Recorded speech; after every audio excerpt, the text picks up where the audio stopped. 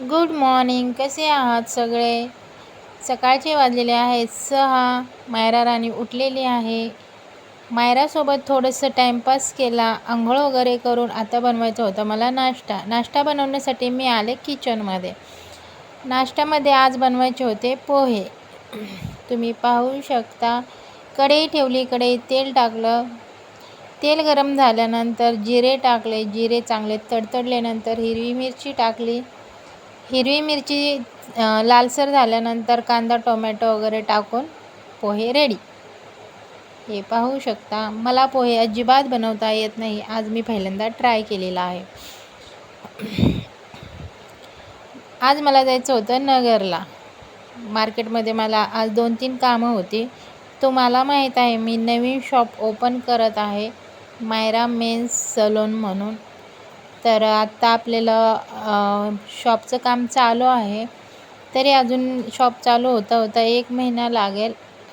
आपल्या नवीन वर्षाला शॉपचं ओपनिंग होईल कदाचित. नवीन वर्ष म्हणजे गुढीपाडव्याला. तर आता आवरून चाललेले आहे मी नगरला. सनस्क्रीन लावली, थोडीशी लिपस्टिक लावली आणि हा माझा फायनल लुक. स्वतःला शहाणं समजणारा हा माझा नवरा. मी बाहेर निघाले की पेट्रोल मला टाक म्हणतो, पण मी काय टाकलेलं नाही. स्वतः पेट्रोल टाकून मग आता आम्ही चाललेलो नगरला. नगरमध्ये खूप ऊन होतं. उन्हातून आल्यामुळे पहिले ते म्हटले की पहिला तुला थंडगार रस पाजतो.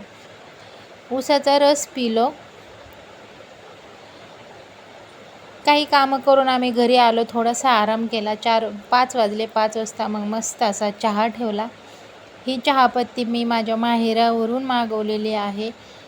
दूध आणि फक्त चहापत्ती टाकायची, यात साखर टाकायची नाही. ऑलरेडी चहापत्तीमध्ये साखर असते. चहा वगैरे पिऊन मी लागले संध्याकाळच्या स्वयंपाकाला. आज होता मटणाचा बेत. माझ्या बहिणीला आज खायचं होतं मटण. तर मटण वाफळून घेतलं, हळद मीठ टाकून वाफळून घेतलं. मटणाचा मसाला तयार केला. तेल टाकलं, वाटलेला मसाला टाकला. तुम्ही पाहू शकता. मसाला एकदम लालसर भाजायचा. तेल सुटेपर्यंत चांगला परतून घ्यायचा. हे पाहू शकता. परतून घेतल्यानंतर आपण जे मटण वाफळून घेतलं होतं ते त्याच्यात टाकून घ्यायचं. हे पहा फ्राय किती छान असं झालेलं आहे. जेवढं दिसायला सुंदर दिसते तेवढंच खायलाही टेस्टी झालेलं आहे. मला फ्राय आवडतं, त्यासाठी मी माझ्यासाठी थोडंसं काढून घेतलं आणि बाकीच्यांसाठी मी पाणी टाकलं.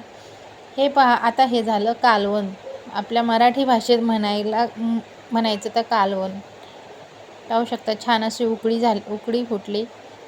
मटण झालेलं आहे. तुम्ही पाहू शकता किती छान दिसते. थोडंसं मी उक्कर पण केली होती. आणि हे पहा, आळणी रस्सा, फ्राय मटण म्हणजे सुक्कं मटण, कांदा लिंबू, हे कालवण, भाकरी, ही अशी पूर्ण मटण थाळीची प्लेट तयार आहे. माझा स्वयंपाक झाला. सगळ्यांनी जेवायला घेतलं. एक मी प्लेट बनवून ही व्हिडिओसाठी अशी प्लेट बनवली. ही प्लेट मी माझ्या बहिणीला दिली. खा बाई तूच. आणि हे पहा, जेवायला बसलो सगळे. मस्त असं जेवण केलं. सगळे पोटभर जेवले. मटण म्हणल्यानंतर सगळे पोटभरच जेवतात. पण माझं काही पोट भरलेलं नाही. मी नंतर परत एकदा काही ना काही खातेच. तर तुम्हाला माझा आजचा ब्लॉग कसा वाटला ते कमेंट करून नक्की सांगा.